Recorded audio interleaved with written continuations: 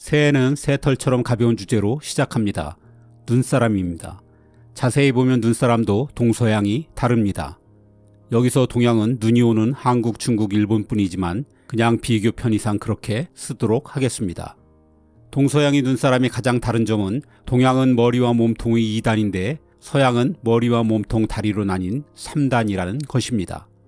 3단 눈사람은 영화 겨울왕국이 가장 인기 있는 캐릭터였던 올라프를 떠올리면 될 것 같습니다. 이뿐만 아니라 얼굴 크기도 다르고 장식도 다릅니다. 아이들이 그저 즐거움으로 만드는 눈사람마저 동서양이 다른 이유가 무엇일까요? 이에 대한 학문적인 연구 결과는 없습니다. 제가 못 찾은 건지도 모르겠지만 학문적이 아니더라도 진지한 연구조차 없습니다. 이 조금도 중요하지 않은 존재에 열정과 시간을 쏟을 사람은 없을 테니 당연하겠지요. 그러므로 제가 말씀드릴 눈사람이 다른 이유도 아무 학문적 근거가 없다는 점을 미리 밝힙니다. 눈사람에 대해 이것저것 찾아보다가 갖게 된 제 추정이지요. 그러니 여러분의 생각을 댓글로 보태 이 영상의 부족한 점을 채워주시기 바랍니다. 그나마 눈사람이 언제부터 만들어졌는지에 관한 연구는 있습니다. 신기하게도 밥 에크스타인이라는 사람이 눈사람의 역사라는 책을 썼습니다. 이 책에 의하면 유럽에서 눈사람의 최초 등장은 1380년 중세 시대의 기도서라는 책입니다. 이 책에는 묘하게도 유대인 모자를 쓴 눈사람 그림이 있습니다. 하지만 이게 최초의 기록일 뿐 분명 눈사람은 그보다 훨씬 더 이전부터 만들어졌을 것입니다. 눈사람과 관련된 유명인 중에는 르네상스 시대의 천재 예술가 미켈란젤로도 있습니다.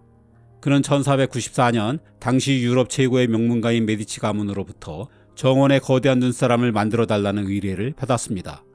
미켈란젤로가 만든 눈사람이라니 모습이 참 궁금하지만 지금은 확인할 도리가 없습니다.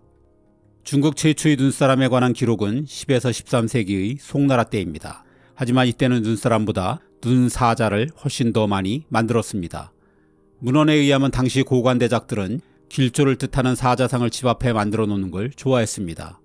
일반인들은 눈만 왔다 하면 값비싼 돌 사자상 대신 행운을 빌며 눈사자를 만들어 대문 앞에 세워놨죠.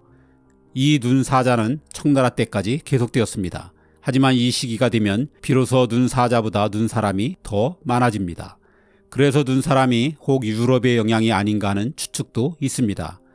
한국에서 눈사람은 언제가 최초이고 누가 만들었는지에 관한 문헌이 전혀 없습니다.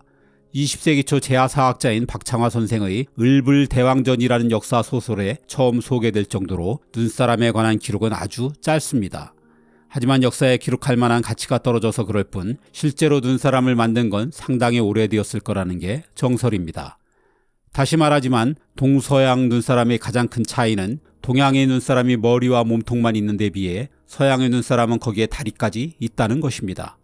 이에 대해 좌식 문화와 입식 문화의 차이에서 비롯되었다고 보는 시각이 있습니다.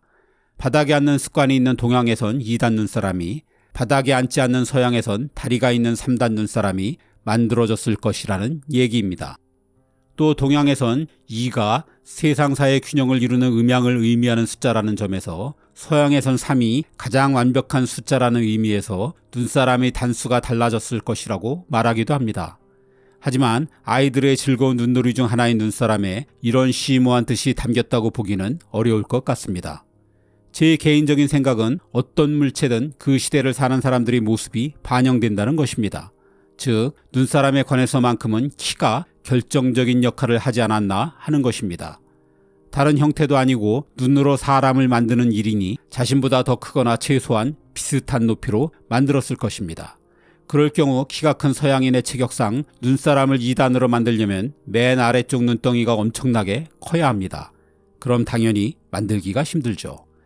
그래서 적정 크기로 눈덩이를 배분하려다 보니 자연스럽게 3단 눈사람이 만들어지지 않을까 하는 게 제 추측입니다. 물론 키가 작은 동양에선 얼굴과 몸통의 2단만으로도 자신의 키에 맞는 눈사람을 만드는데 큰 어려움이 없었을 것이고요. 서양과 동양의 눈사람을 자세히 비교해보면 얼굴 크기도 서양 것이 훨씬 작습니다. 3단으로 만들다 보니 구조상 맨 위가 가장 작아져야 할 필요가 물론 있겠지만 동서양의 실제 얼굴 크기도 반영되었다고 보는 게 더 합리적일 것 같습니다. 눈사람의 장식 역시 동서양의 차이가 있습니다. 우리의 눈사람이 몸통 부분에 대한 장식이 거의 없는데 반해 서양의 눈사람은 단추를 달아줍니다. 물론 실제 단추는 아니고 단추 모양의 둥근 물체지요. 이는 아마 오래전부터 단추가 달린 옷을 입어왔기 때문일 것입니다. 단추는 기원전 6000년의 이집트까지 거슬러 올라가는 아주 오래된 물건입니다. 하지만 로마 시대까지 단추는 주로 장식용이었죠. 그러다가 지금처럼 옷을 잠그는 용도로 단추가 본격 사용된 것은 11세기 이후 십자군 원정대가 동방에서 돌아온 뒤부터입니다. 이처럼 단추에 익숙한 서양인들은 눈사람에도 자연스럽게 단추 장식을 해주었을 것이고, 우리처럼 옷고름을 매는 옷에 익숙한 나라에선 눈사람에게 단추를 채워줄 필요가 없었던 것이죠. 눈사람의 얼굴도 가만 보면 우리보다 서양 것이 훨씬 더 입체적입니다.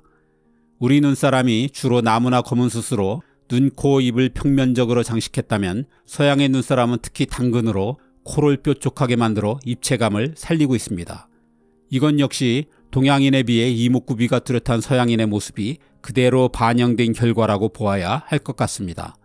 특히 서양인들의 가장 큰 특징인 오뚝한 코를 당근으로 뾰족하게 표현해 자신의 모습을 눈사람에서도 잘 드러나도록 강조한 것이죠. 이 당근은 겨울에 먹을 것이 부족한 동물을 배려한다는 의미도 있으니 일거양득인 셈입니다. 그런데 요즘 만들어지는 우리나라의 눈사람을 보면 점차 서양 눈사람을 닮아가는 것 같습니다.